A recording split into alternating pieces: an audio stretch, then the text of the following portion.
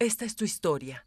Esta es mi historia. Pero principalmente, esta es la más grande historia que se haya contado. Esta es la historia de Dios.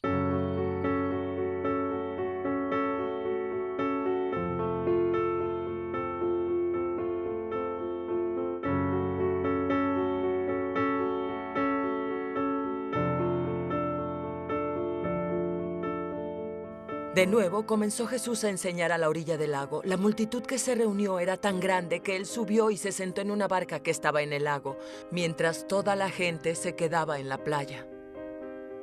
Les enseñó cosas por medio de parábolas y entonces les dijo: pongan atención, un sembrador salió a sembrar. Sucedió que al esparcir la semilla, una parte cayó en el camino, llegaron los pájaros y la comieron. Otra parte cayó en terreno pedregoso, sin mucha tierra. Esa semilla brotó pronto, porque la tierra no era profunda. Pero cuando salió el sol, las plantas se marchitaron y por no tener raíz, se secaron.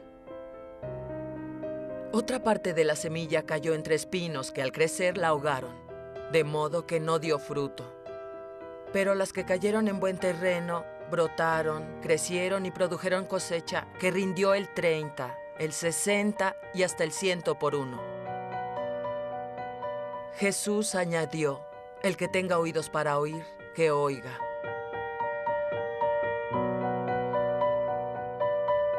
Sesión 24. Ningún hombre común.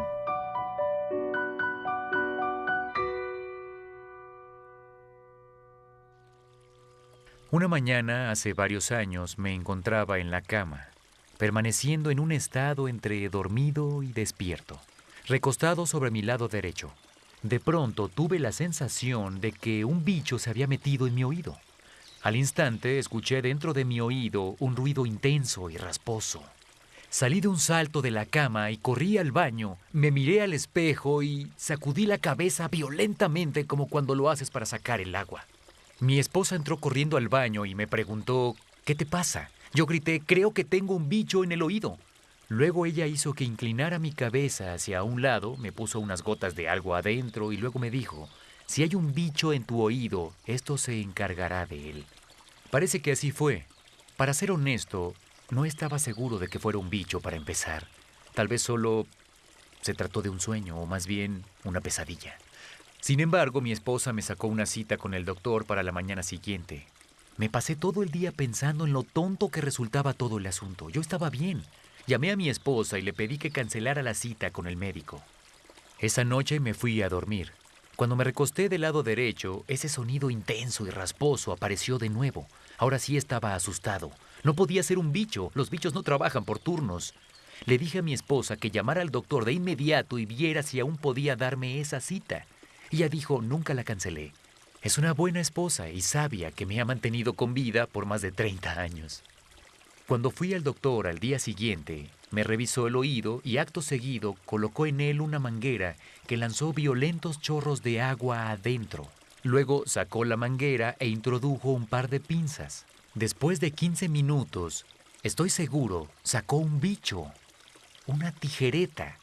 Un nombre muy apropiado para esa criatura. El doctor dijo que el bicho hubiera salido solo, pero cuando Rosanne puso las gotas en mi oído, lo ahogó. Luego, cuando me acosté del lado derecho, el insecto ya muerto se recargó contra mi tímpano. Esto hace que la frase «voy a tener que ponerte un bicho en el oído» alcance otro nivel, al menos para mí. En este capítulo, Jesús, el maestro, el rabí, lo expone así: el que tenga oídos para oír, que oiga. Mateo 11:15. Lo que estoy a punto de decirte es extremadamente importante, dijo Jesús. Pon atención. Jesús es el maestro de maestros. El enfoque de su enseñanza era el reino de Dios. Jesús quería darnos una visión y enseñarnos principios sobre cómo vivir la vida en el reino de Dios. El reino de Dios es ese jardín restaurado que se perdió en el capítulo 1 de la historia. El reino de Dios es un nuevo jardín en una nueva tierra a donde Dios bajará de nuevo para morar con nosotros, los que creemos y aceptamos la visión a través de Cristo. Jesús nos enseña desde la historia primaria cómo vivir la vida en la historia secundaria. Él tenía varias técnicas geniales para hacerlo. Primero enseñó en parábolas. Las parábolas son historias inspiradas en la naturaleza o la vida diaria, a fin de ayudarnos a entender un principio más grandioso. Uno de los temas favoritos de Jesús eran las cosas que un agricultor pudiera entender, porque muchas personas en esos días eran agricultores o pastores. Este era un mundo que ellos entendían. Así que nos dijo que el reino de Dios era como una semilla. Pongan atención, un sembrador salió a sembrar. Sucedió que al esparcir él la semilla, una parte cayó junto al camino, y llegaron los pájaros y se la comieron. Otra parte cayó en terreno pedregoso, sin mucha tierra. Esa semilla brotó pronto porque la tierra no era profunda, pero cuando salió el sol, las plantas se marchitaron y por no tener raíz, se secaron. Otra parte de la semilla cayó entre espinos que al crecer la ahogaron, de modo que no dio fruto. Pero las otras semillas cayeron en buen terreno, brotaron, crecieron y produjeron una cosecha que rindió el 30, el 60 y hasta el 100 por uno. El que tenga oídos para oír, que oiga, añadió Jesús. Marcos 4, 3, 9. Luego Jesús se dedicó a explicar lo que esto significa. Algunas personas son como la semilla junto al camino donde la palabra de Dios se siembra. En cuanto la escuchan, Satanás hace que la olviden.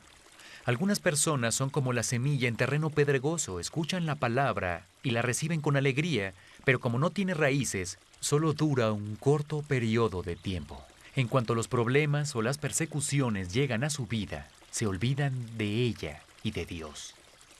Algunas personas son como las semillas sembradas entre espinos. Escuchan la palabra, pero las preocupaciones de la vida, el engaño de las riquezas o el deseo de otras cosas ahogan la palabra y la dejan sin fruto.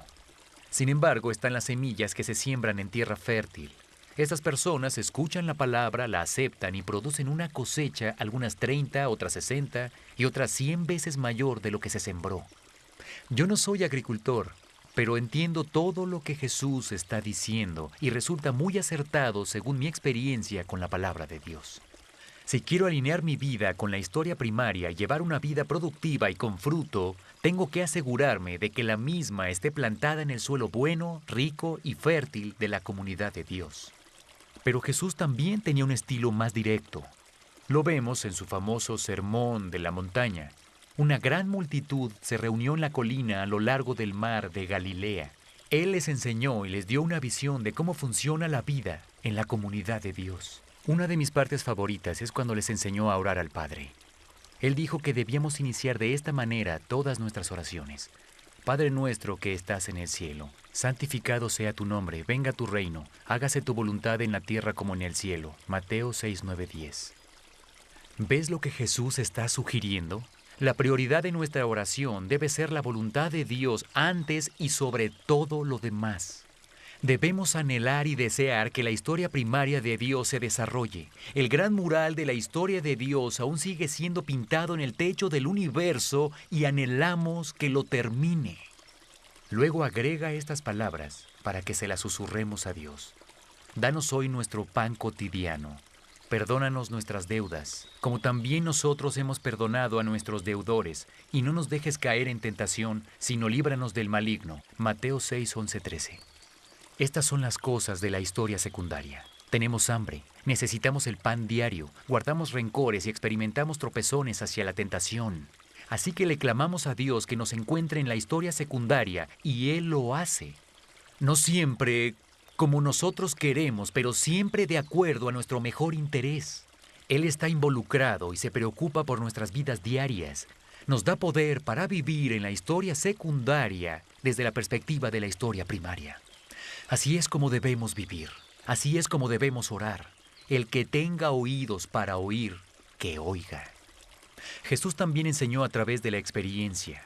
Muchas compañías hoy en día hacen retiros que incluyen ejercicios para formar equipos y son muy efectivos. Mi favorito es aquel donde una persona se lanza hacia atrás desde una mesa confiando en que los otros miembros del equipo la atraparán.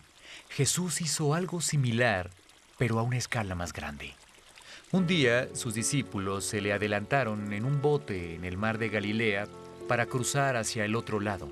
Justo antes del amanecer, cuando aún estaba oscuro pero se veía, precisamente cuando la luz comenzaba a puntear sobre el horizonte, Jesús decide alcanzarlos. No necesita un bote, solo camina sobre el agua. Los discípulos enfocan la mirada y ven un objeto que se acerca. Creen que es un fantasma. No resulta descabellado, según pienso. El monstruo del lago Ness podría ser. Jesús les dice que es Él. Pedro quiere acercarse al Señor. Desea caminar sobre el agua. Jesús le dice, ven. Pedro sale del bote y lo está haciendo muy bien hasta que deja de mirar a Jesús y observa las olas y siente el viento. Y entonces él comienza a hundirse. Pero Jesús lo salva. Un hombre famoso que caminaba por la cuerda floja se llamaba Gualenda. El día que se cayó y murió, su esposa dijo que estaba preocupado por no caerse. Jesús le enseñó a Pedro el mismo principio poderoso. Si quieres caminar sobre el agua, tienes que concentrarte en caminar hacia Jesús, manteniendo tus ojos fijos en Él. No debes preocuparte nunca por no hundirte. Vaya, eso es algo bueno por lo cual vivir. Jesús es el maestro de maestros. Él nos enseña cómo alinear nuestras vidas en la historia secundaria de acuerdo a la historia superior de Dios. El que tenga oídos para oír, que oiga. Yo solo quiero poner ese bicho en tu oído. Discusión del DVD. Por favor, ve a la página 153 de tu guía del alumno y discute el video que acabas de ver.